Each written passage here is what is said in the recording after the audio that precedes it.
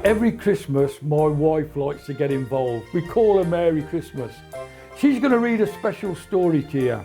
And you take note of this. It's a lovely story and it's all about Christmas.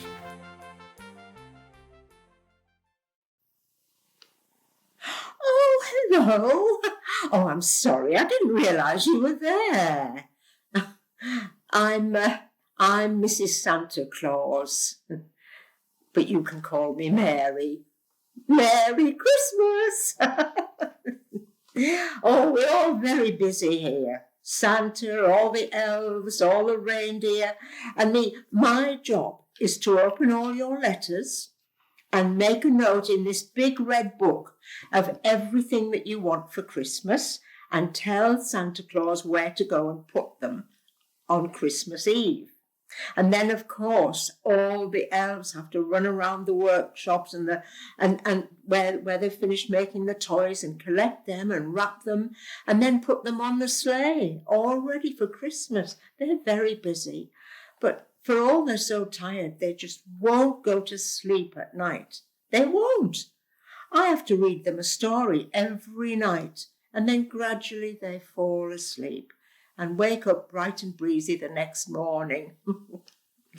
Oh, would you like me to read you a bedtime story? I've got lots of stories. I tell you what, there's a lovely one here, and it's about Mog. It's called Mog's Christmas Calamity. And I don't know whether you know Mog, because lots of books have been written about him by this lady called Judith Kerr. And this is one all about Christmas. One night, Debbie said, "Do you know, Mog, when you wake up in the morning, it will be Christmas Day. And there'll be lots and lots of presents and lots of good things to eat." Well, Mog went to sleep by the fireside and he dreamt about Christmas Day because Debbie had said there would be an extra special big egg for him for his breakfast. And he was dreaming about this egg, but it was high up in the sky and he had to fly up to get it. And then there was a lot of birds came and they wanted to eat it as well. And then a big bird came and wanted to eat Mog as well. Oh, and he flew away as fast as he could, but the bird followed him. Oh. And then he woke up. It was just a dream. But then he noticed that there was something sticking to his tail. It was a long Christmas decoration. He tried to shake it off, but it was stuck on there. And then it went into the fire and came alight. And it tried to shake it again. But then there was a fire started on the rug in front of the fireplace. Oh, he thought, I'm getting out of here. And out he went into the street, running into the street as fast as he could. And some people saw him and said, who was that being so fast and scooting out quickly? And somebody else said, well, maybe it was a comet. And a third person said, well, I'm ringing the fire engine. And then suddenly, Mog heard this horrible noise. And then he saw the thing that was making the horrible noise. And it was very frightening. So he ran away from it. But he couldn't shake it off. The big thing followed him home.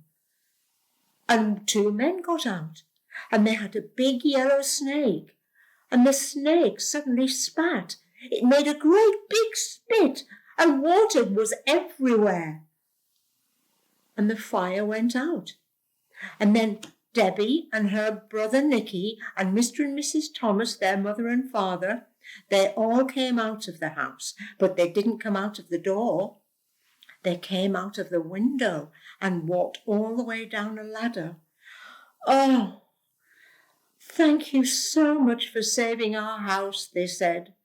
But the fireman said, don't thank us. That cat showed us the way to the house. That cat is a hero. Well, lots of neighbours had come round to see what was happening at the house, and they all told each other that Mog was a hero. But then it started to snow, so they all went home again. But Mr. and Mrs. Thomas and Debbie and Nicky all went and got dressed, and then they went into the Christmas room. Oh, it was all water, and a lot of it was black. The Christmas tree was droopy and finished, and all the presents under it. It was awful. And they were all very sad. Mr. Thomas said, "Christmas won't be the same this year." But then Nicky looked out of the window and he saw all the neighbours coming, and they were all carrying things and smiling. And they said, "We thought we'd help you to clean up, and then we'd all have Christmas in your house this year." So that's what they did. They cleaned the house, they put up another Christmas tree, and they laid out a lovely, lovely feast with an extra big egg for Mog. Everybody had a wonderful time, and there were lots of presents for the children to play with as well.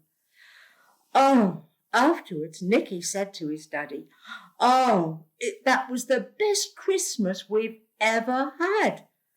Please, can we have exactly the same Christmas next year?" Mr. Thomas said, "Well, perhaps not exactly the same." "Oh, there's lots of snow now. Why don't we all go out and make a snowman?" And that's what they did, including Mog. And they were all very, very happy with the Christmas that they'd had. So, I hope your Christmas will be just as happy, but without the fire. You've got to be careful about fires, haven't you? Especially when there's lots of Christmas decorations about, and candles and things like that.